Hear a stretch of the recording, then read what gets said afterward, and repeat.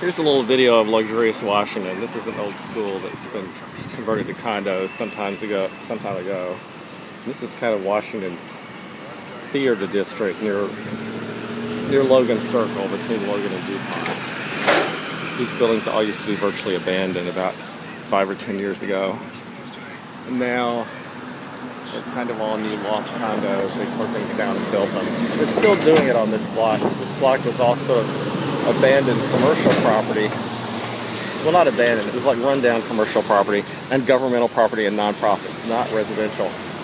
And I had never noticed this. I'm sure Jane Jacobs wrote about it, but residential property gentrifies faster than other property. Government property just sits there. In Georgetown right now, there's an abandoned Pepco utility electric station that is being, and that's a government monopoly, government-sponsored enterprise.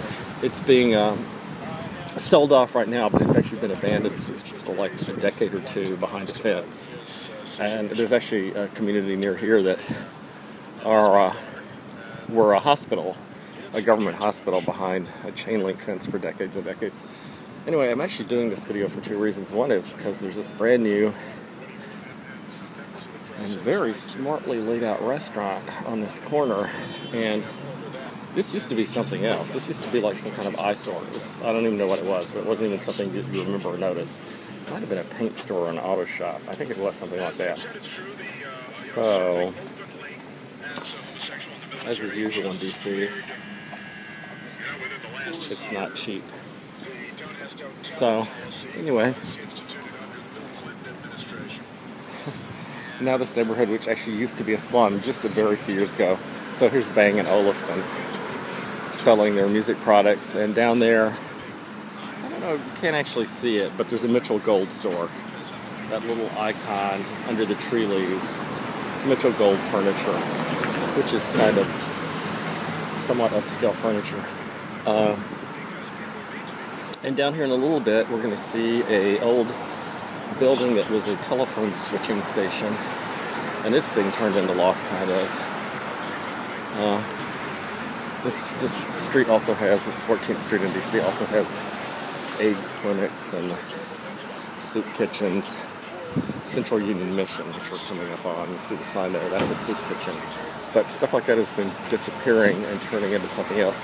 Like there's an empty hole where they tore a building down.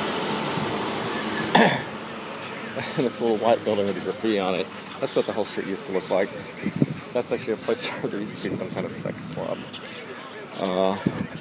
That eventually got closed down because somebody who went there died, like fell and hit his head on a pipe and had an aneurysm or whatever.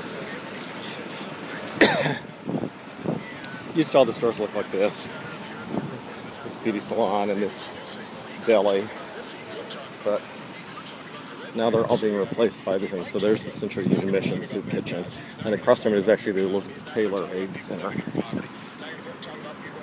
Here's what I really wanted to show you though, which I've never seen anyone comment on in DC on a video, which is, look at the curb here. I'm going to put my blue shod foot in it. The curbs in DC, you can see across the way, you can probably see it too. All the curbs in DC are granite. They're not concrete, they're not something cheap. All the curbs in DC are granite, and a lot of the sidewalks are brick. And that's much more expensive. It may last forever, I don't know, but it's much more expensive than what people normally do. This is a famous store that's moved around. Miss Pixie's Furnishings and whatnot. It's secondhand furniture, sometimes tarted up in some art way. Anyway, the granite continues. This isn't just this neighborhood, most of DC. I think it even includes some residential neighborhoods, but certainly anywhere there's anything commercial has granite curbs. So this is the old phone switching building. If you used to just look in the windows, you could sort of see banks of wires. And then I think it was abandoned for a while. And now it's the condos like P. Hoffman, who were developers. P. Hoffman stands for something like Maisloff, Madelhoff, and the P stands for Leston too. It's I don't know where the Hoffman is. Has letters from the last names of the 2 or 3 guys who started it. Lots of yuppie bicycling. This is kind of a gay neighborhood. And there's more curbstone, because that's what DC has. That little patch over there are some odd public houses. Public housing stock. Oh, it might have been privatized. Maybe it's been sold off to the public housing occupants.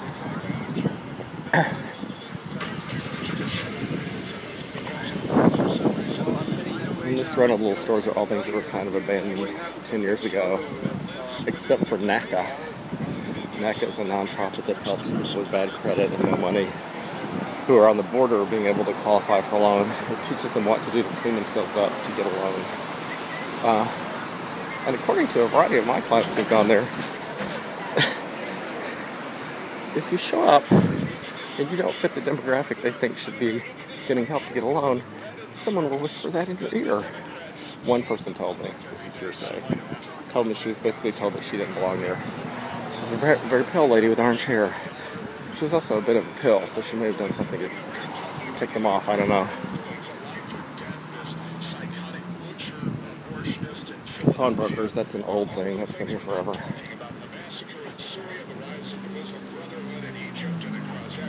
I'm looking for a coffee shop that had opened.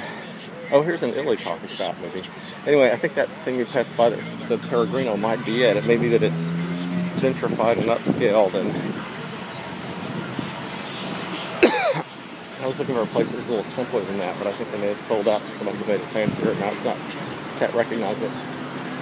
Oh, this is interesting. You can get coffee and crates. Personal fitness training. DC has a complete explosion of personal fitness training.